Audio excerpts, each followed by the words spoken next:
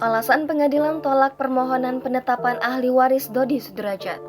Pengadilan Agama Jakarta Pusat membeberkan alasan ditolaknya permohonan penetapan ahli waris yang diajukan Dodi Sudrajat atas mendiang Vanessa Angel, putrinya yang meninggal dunia dalam kecelakaan maut di Tol Jombang, Jawa Timur, Kamis 4 November 2021.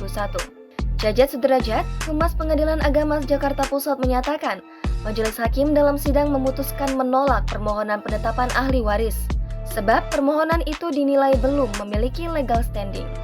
Selain mengajukan permohonan penetapan ahli waris atas Vanessa Angel, Dodi Sudrajat diketahui juga mengajukan permohonan perwalian atas Galaski Andriansyah.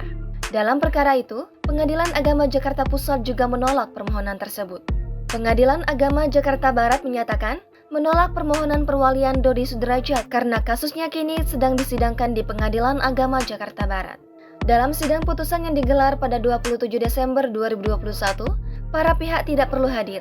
Sebab sidang dilakukan e-litigasi, sebuah sistem administrasi di mana persidangan dapat dilakukan secara elektronik. Dodi Sudrajat mengajukan permohonan gugatan hak asuh anak dan penetapan ahli waris atas mendiang Vanessa Angel ke Pengadilan Agama Jakarta Pusat pada 10 Desember.